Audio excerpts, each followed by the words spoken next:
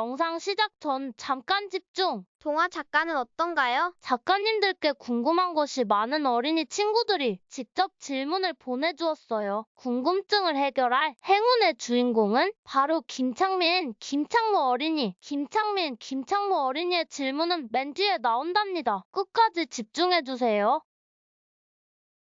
안녕하세요. 저는 그림책 작가 이승범이라고 하고요.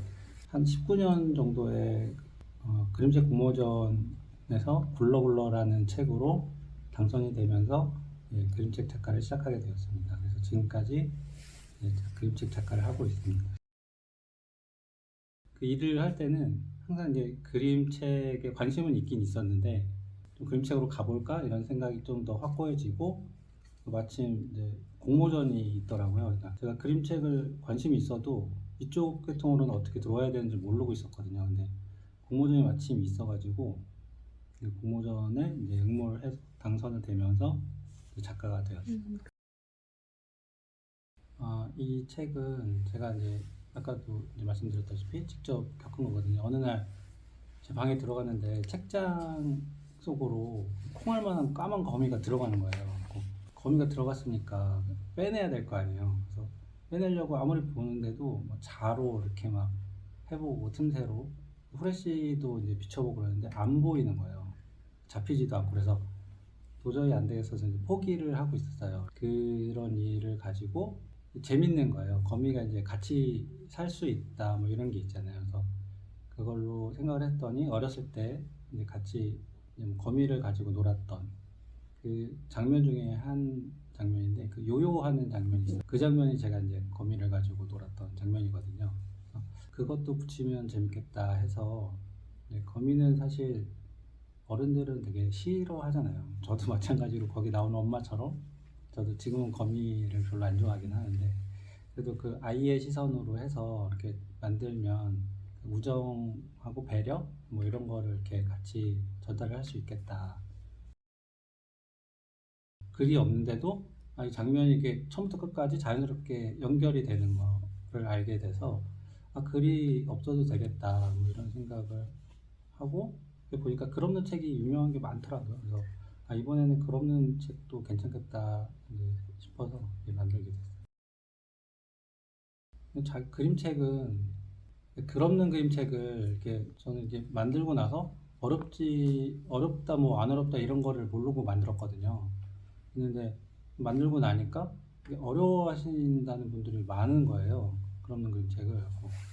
오디오북을 또 만들게 되더라고요. 그래서 보면 눈이 좀 불편하신 분들이 소리로 듣고 뭐 이런 거를 또 알게 되고 그러면서 이거를 글을 만들어도 괜찮겠다 이런 생각이 들더라고요. 그래서 이렇게 보면 포스트잇으로 그냥 붙이면 재미없으니까 이제 말풍선 모양이나 뭐 없으면 그런 모양으로 이제 만들어서 대사를 써보면 이렇게 여러 가지를 쓸 수 있잖아요. 뗐다 붙였다 할 수 있으니까. 그래서 그런 대사도 써보고 그러면 더 이제 풍부한 더 그림책을 이제 자기만의 그림책을 가질 수 있는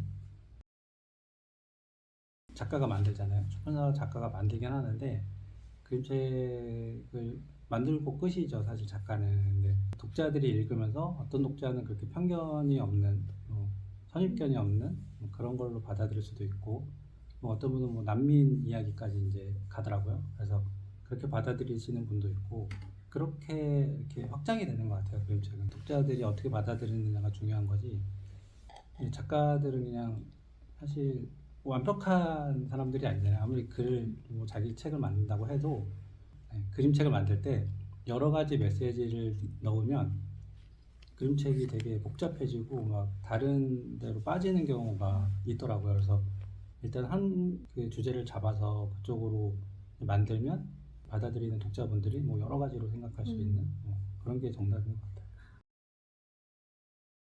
그러니까 뭐 특별하게 이제 꿈이라고 하기엔 좀 너무 거창하고요. 지금 스케치나 이제 메모를 해놓은 뭐 그런 내용 이야기들이 있거든요. 그 이야기들 중에 이제 뭐 하나씩 완성을 해 나가서 지금 나온 책들처럼 독자분들한테 이제 사랑을 받을 수 있게 일단 잘 정리해서 내보내는 게 제 지금으로서는 목표거든요. 저는 잘 몰랐었는데 그림책 작가가 되고 나서 보니까 그림책으로 공부하시는 분들이 엄청 많더라고요. 이게 공부를 이렇게 뭐 하면서 그림책을 봐야 되나 이런 생각을 했었는데 지금은 좀 몇 권 만들면서 이제 보니까 놀이터가 있잖아요. 근데 놀이터에 이제 뭐 기구들 그네나 미끄럼틀을 만드는 분들은 공부를 하고 어떻게 만들면 더 안전하고 튼튼하게 만들지 연구를 하고 그래서 만들 거잖아요. 근데 아이들은 그런 생각 안 하고 이걸 뭐 어떻게 놀아야 되나 이렇게 뭐 그네도 타다 보면 뭐 똑바로 타고 앉아서 타고 뭐 서서도 타고 뭐 줄을 꼬아서 타기도 하고 뭐 그냥 놀잖아요. 그림책을 읽는 아이들은 그냥 그림책 안에서 그냥 놀이터에서 노는 것처럼 놀았으면 좋겠어요. 저는 책을 이렇게 좋아하는 편은 아니었고요. 관심 가는 책이 어떻게 이제 들어오면 그렇게 읽는 편이었었어요. 이렇게 막 찾아서 읽고 그러는 편은 아니었어요. 특별히 생각해 본 적은 없는데 사실 만화책이 쉽게 접할 수 있잖아요. 그래서 어렵지 않게 책과 가까워지는 거면 저는 만화책은 좋다고 생각을 합니다.